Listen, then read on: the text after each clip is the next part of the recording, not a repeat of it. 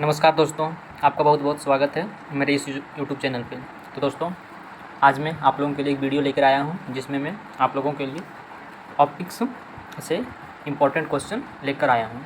तो वीडियो उसी लोगों के लिए है जो अभी 10th का तैयारी कर रहे हैं, जिसका एग्ज़ाम है नवंबर दिसंबर में, या फिर जो पॉलिटेक्निक का एग्ज़ाम दे रहे हैं, या फिर अदर 10th बेसिस पर जो कोई भी एग्ज़ाम दे रहे हैं जिसमें आपका ऑब्जेक्टिव क्वेश्चन पूछा जाता है। तो उसके लिए वीडियो बेनिफिट होगा, तो आप वही लोग इस वीडियो को देखें।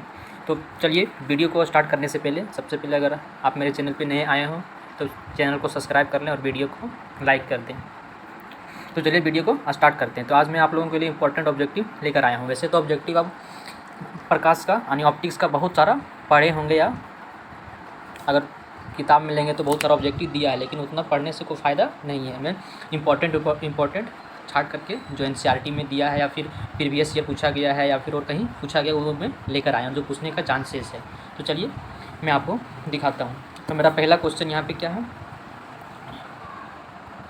मेरा पहला क्वेश्चन है यहाँ पे कि उस दर्पण का नाम बताइए जो बीम का सीधा तथा आवर्धित प्रतिबिंब बनाता हो। आपको उस दर्पण का नाम बताना है। दर्पण आपका उत्तल दर्पण और अवतल दर्पण, दो दर्पण है। तो कौन सा दर्पण जो बीम का सीधा तथा आवर्धित, सीधा और आवर्धित। तो जैसे सीधा प्रतिबिंब कौन बनाता है? हमेशा तो सीधा प्रतिबिंब कौन सा? उत्तल दर्पण बनाता है, ठीक ना, उत्तल दर्पण। लेकिन इसका जो प्रतिबिंब रहता है वो क्या रहता है? वस्तु से छोटा। तो ये तो नहीं होगा। तो ये जो एक ही है अवतल दर्पण, जो प्रतिबिंब का सीधा कैसे बनाता है? जब जैसे मेरा ये अवतल दर्पण है, ये मेरा मुख्य एक्सिस है। जब फोकस और ये दर्पण का जो केंद्र है उसके बीच में रखते हैं तो जो पीछे बनता है मेरा प्रतिबिंब, ये पीछे बनता है जो, उसमें मेरा क्या बनता है? सीधा बनता है और वस्तु से बड़ा बनता है। तो इसका आंसर क्या हो जाएगा? अवतल दर्पण, ठीक है। तो इसका आंसर हो गया अवतल दर्पण। अगला क्वेश्चन है कि उत्तल दर्पण का उपयोग, अगला क्वेश्चन क्या है आपका? उत्तल दर्पण का उपयोग पंचदृश्य दर्पण के रूप में किया जाता है। तो आप पढ़े होंगे कि उत्तल दर्पण का उपयोग पंचदृश्य दर्पण के रूप में किया जाता है। तो ये क्वेश्चन बहुत बार पूछा गया, इसलिए मैंने इसे लिख लिया हूँ। अगला क्वेश्चन है कि अवतल दर्पण का उपयोग, अवतल दर्पण का उपयोग कहाँ कहाँ देखते हैं? तो पहला नंबर में शेविंग दर्पण के रूप में, जो मतलब हम लोग दाढ़ी वगैरह बनाते हैं, बाल वगैरह, उस रूप में। दूसरा है सौर भट्टी मतलब जहाँ पे हम खाना बनाने के लिए सूर्य की रोशनी से जो खाना बनाते हैं उसमें यूज़ करते हैं। या फिर सौर कुकर भी लिख सकते हैं। या दांतों का प्रतिबिंब देखने के लिए, जो डॉक्टर होते हैं वो दांतों का प्रतिबिंब देखने के लिए अवतल दर्पण का उपयोग करते हैं। और अगला लास्ट है टॉर्च, सर्च लाइट एवं वाहनों के हेडलाइट। वाहनों के हेडलाइट में मतलब अग्रदीप, जो आगे लगा रहता है हेडलाइट, उसी आगे जो लाइट लगा रहता है जिससे हम रात में देख पाते हैं आगे का दृश्य, तो उसमें हेडलाइट, उसको बोलते हैं हेडलाइट या अग्रदीप बोलते हैं। उसमें क्या लगा रहता है? मेरा अवतल दर्पण। तो आपको होगी ये अवतल दर्पण का उपयोग और उत्तल दर्पण का उपयोग, ठीक है। आगे क्वेश्चन है आपका, आगे क्वेश्चन क्या है कि लेंस की क्षमता का एसआई मात्रा क्या होता है? तो लेंस की क्षमता का एसआई मात्रा डायोप्टर, जिसको डी से डिनोट करते हैं। अगला फोकस दूरी का एसआई मात्रा, फोकस दूरी का एसआई मात्रा क्या होता है? मीटर, ठीक है। ये तो इजी क्वेश्चन है, आप जानते होंगे। अगला क्वेश्चन है कि गोलीय दर्पण की फोकस दूरी एवं वक्रता त्रिज्या में क्या संबंध है? फोकस दूरी और वक्रता त्रिज्या में तो आप एक रिलेशन पढ़ेंगे, F बराबर R/2। तो इसी को बोलते हैं फोकस दूरी एवं वक्रता त्रिज्या में संबंध, ठीक है। तो F बराबर R/2, ये हो गया। अगला क्वेश्चन क्या है? अगला क्वेश्चन है किसी दर्पण से चाहे आप कितनी ही दूरी पर खड़े हो, आपका प्रतिबिंब सदैव सीधा प्रतीत होता है दर्पण है। मतलब कि आप एक दर्पण के सामने खड़े हैं, आप चाहे कितना यहाँ खड़ा हो, या कहीं भी अनंत पर हो, लेकिन आपका प्रतिबिंब सदैव क्या होता है? सीधा प्रतीत होता है, सीधा यानी आभासी और सीधा प्रतीत होता है। तो अवतल दर्पण में मान के चलिए, यदि अवतल दर्पण लेंगे तो अवतल दर्पण में जब यहाँ मान के चलिए सेंटर है और यहाँ पर खड़ा होंगे तो क्या होगा? टकरा के यहाँ प्रतिबिंब बनेगा। लेकिन ये तो क्या हो गया? इस वस्तु ऐसे खड़ा है, वस्तु ऐसे, और प्रतिबिंब आपका इधर बन रहा है, तो क्या हो गया? उल्टा हो गया। तो ये तो नहीं होगा। तो सिंपल सा, तो एक उत्तल दर्पण ही ऐसा दर्पण है जो हमेशा सीधा प्रतिबिंब बनाता है। या फिर आप समतल दर्पण है तो वो भी लगा सकते हैं। जैसे ऑप्शन में कभी आ जाएगा या तो समतल या तो उत्तल, या तो समतल या उत्तल, आप उसको टिक करें, वो ज़्यादा बेटर होगा। और यदि समतल नहीं है तो आप उत्तल को टिक करेंगे, ठीक है। अब चलिए मैं आगे क्वेश्चन में आता हूँ। अगला क्वेश्चन है आपका कि किसी शब्दकोश के छोटे अक्षरों को पढ़ने के लिए आप किस प्रकार का लेंस का उपयोग करेंगे। किसी शब्दकोश यानी डिक्शनरी जो होता है उसका जो छोटा छोटा अक्षर आता है उसको पढ़ने के लिए आप किस प्रकार का लेंस का उपयोग करेंगे, यानी चश्मे का उपयोग करेंगे या फिर लेंस बोल सकते हैं। तो आप जो देखिए तो लेंस आप दो तरह के पढ़ेंगे, एक उत्तल लेंस और एक तो अवतल लेंस। तो ये जो लेंस होता है वो क्या करता है, प्रकाश को फैला देता है, ठीक है। और ये होता है तो वो क्या करता है, मोड़ता है। तो मोड़ता है तो क्या होता है, ऐसे जा रहा है तो क्या होता है यहाँ पे आके मिल जाता है, लेकिन ये क्या होता है, और ऐसे जाता है तो इधर, और ऐसे जाता है तो इधर जाता है। तो ये प्रकाश को फैलाता है। तो फैलाता तो हमको तो साफ साफ नहीं दिखेगा, लेकिन जो ये मोड़ता है उससे हमको क्या दिखता है, छोटा अक्षर भी थोड़ा बड़ा दिखने लगता है, जिसके कारण हम उसको आसानी से पढ़ सकते हैं। तो आपका आंसर हो जाएगा उत्तल लेंस। अगला क्वेश्चन क्या है कि समतल दर्पण की फोकल लंबाई कितनी होती है। आपका अगला क्वेश्चन है कि समतल दर्पण की फोकल लंबाई कितनी होती है। तो समतल दर्पण की फोकल लंबाई होती है मतलब कितनी होती है। तो मैंने इसका आंसर तो लिखा नहीं, लेकिन मैं यहाँ लिख देता हूँ। समतल दर्पण जो होता है उसका फोकल लंबाई होता है अनंत, इन्फिनिटी, ठीक। तो आप इसका आंसर लिख लेंगे, समतल दर्पण की फोकल लंबाई अनंत या इन्फिनिटी। अगला क्वेश्चन है कि एक समतल दर्पण द्वारा बना प्रतिबिंब होता है। एक समतल दर्पण द्वारा बना प्रतिबिंब खाली स्थान होता है। मतलब एक समतल दर्पण प्रतिबिंब कैसा बनाता है। तो एक समतल दर्पण, जैसे समतल दर्पण आप देखते होंगे, जैसे आप चेहरा देखने के लिए यूज करते हैं, तो वो आपका क्या है, समतल दर्पण है। तो चेहरा आपका थोड़ी ना कि आप इतना बड़ा चेहरा छोटा दिखेगा या फिर बड़ा दिखेगा, आपका सेम साइज़ का दिखता है। तो क्या और प्लस में आभासी होता है, आप उसको पर्दे पर प्राप्त नहीं कर सकते हैं। तो आभासी, सीधा एवं बराबर, मतलब जिस साइज़ का आप हैं उसी साइज़ का आपका प्रतिबिंब बनेगा, ठीक है। अगला क्वेश्चन है आपका उत्तल दर्पण कैसा प्रतिबिंब बनाता है। तो उत्तल दर्पण क्या बनाता है, वो भी आभासी बनाता है और सीधा, लेकिन जो बनाता है क्या, वस्तु से छोटा। यदि वस्तु आपका इतना बड़ा है तो उससे छोटा बनाएगा या फिर उससे और छोटा बनाएगा, लेकिन उससे बड़ा कभी नहीं बनाता है, ठीक है। यह हो गया उत्तल दर्पण। आगे आ जाइए,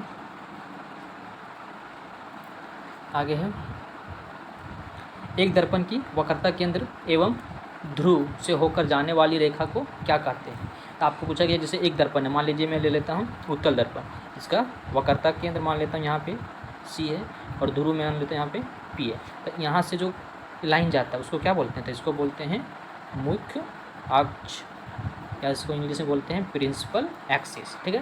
तो आपका आंसर क्या हो जाएगा, मुख्य अक्ष, यानी उसको बोलते हैं प्रधान दूरी या मुख्य अक्ष, दोनों एक ही नाम है। अब देखिए आपका मैंने यहाँ उत्तल दर्पण में प्रतिबिंब, यहाँ पर वैसे 6 केस बनता है, लेकिन आपका इंपॉर्टेंट 4 केस है, ठीक है। मैं आपको 4 केस बताने वाला हूँ। तो चलिए देखिए, जो उत्तल दर्पण में केस होता है वही सेम जो अवतल दर्पण में वही सेम होता है उत्तल लेंस में, ठीक है। तो मैं आपको यहाँ अवतल दर्पण बताऊंगा, आप उत्तल लेंस का खुद ट्राई कर सकते हैं या फिर आप पढ़े होंगे 10th क्लास में, ठीक है। तो चलिए मैं 4 को कौन से इंपॉर्टेंट है तो मैं दिखा देता हूँ। तो जैसे देखिए आपका यहाँ पे स्क्रीन पे दिख रहा है कि पहला क्या है, अनंत पर रखते हैं तो प्रतिबिंब कहाँ बनता है, फोकस पे, और उसका जो साइज होता है बहुत ही छोटा होता है, वस्तु से बहुत छोटा होता है। जैसे आप सूर्य कितना बड़ा होता है, आप पृथ्वी से बहुत गुना बड़ा है, लेकिन आप यदि यहाँ देखते हैं तो कितना छोटा लगता है, या फिर आप किसी लेंस की सहायता से उसका प्रतिबिंब बनाए तो बहुत छोटा होता है, तो भाई बहुत छोटा। दूसरा है आपका केंद्र पर, तो केंद्र पर वस्तु को रखते हैं, तो केंद्र पर वस्तु को रखते हैं तो क्या होता है, प्रतिबिंब भी वहीं केंद्र पर बनता है और उसके बराबर बनता है, लेकिन उल्टा बनता है, ठीक है। अगला है फोकस पर, तो जस्ट जैसे यहाँ पर अनंत पर रखे थे, यहाँ पर क्या अनंत पर रखे थे तो कहाँ बनाता है, फोकस पर। इसी प्रकार यहाँ पर अभी फोकस पर रखेंगे तो बनेगा अनंत पर बड़ा बनेगा, ठीक है, अब बहुत बड़ा बनेगा। अगला है फोकस तथा ध्रुव के बीच, ये लास्ट केस जिसमें आपका आभासी बनता है, यानी दर्पण के पीछे बनता है, तो क्या बनेगा, दर्पण के पीछे और वस्तु से बड़ा बनेगा। तो आपका 4 केस इंपॉर्टेंट है, ज़्यादा केस आपका ये लास्ट वाला है, जो ये है ये ज़्यादा इंपॉर्टेंट है, ठीक है, आप इसको याद रखें लास्ट। अगला है आपका कि एक दर्पण की फोकस दूरी 20 सेंटीमीटर है, तो वक्रता त्रिज्या ज्ञात कीजिए। तो एक दर्पण की फोकस दूरी 20 सेंटीमीटर है, तो मैंने फार्मूला क्या बताया था, F बराबर R/2। आपको निकालना क्या है, वक्रता त्रिज्या यानी R निकालना, तो R को इधर रखिए और 2 को उधर भेज दिए तो 2F हो जाएगा। तो दिया है 20, तो फोकस दूरी 20 दिया है, तो 20 दिया तो 20 दूना 40, यानी कितना हो जाएगा 40 सेंटीमीटर। तो ये देखिए मैंने यहाँ पे 40 सेंटीमीटर, ठीक है। अब चलिए मैं आगे क्वेश्चन पे आता हूँ। क्या है कि एक दर्पण की वक्रता त्रिज्या 32 सेंटीमीटर, फोकस दूरी ज्ञात कीजिए। अब देखिए यहाँ पे वहाँ पे आपको दिया था फोकस दूरी और वक्रता त्रिज्या पूछ रहा था, लेकिन आपको यहाँ पे वक्रता त्रिज्या यानी R दिया है 32 सेंटीमीटर, तो आपको फोकस दूरी ज्ञात करना था। फोकस दूरी क्या होता है, F बराबर R/2 2 यानी 32/2 बराबर कितना 16। तो देखिए मेरे यहाँ पे 16 ठीक है। अगला क्वेश्चन है मेरा कि फोकस दूरी एवं क्षमता में संबंध बताएं। जैसे फोकस दूरी और क्षमता में, तो फोकस क्या होता है, फोकस दूरी और क्षमता में संबंध P बराबर 1/f। ये देखिए मैंने यहाँ पे P बराबर 1/, ठीक है। अगला क्वेश्चन है मेरा कि उत्तल लेंस की क्षमता, हाँ देखिए यहाँ पे मैंने एक लिखा है कि उत्तल लेंस की क्षमता जो होती है धनात्मक होती है और अवतल लेंस की क्षमता ऋणात्मक होती है, याद रखें, याद है, ठीक है।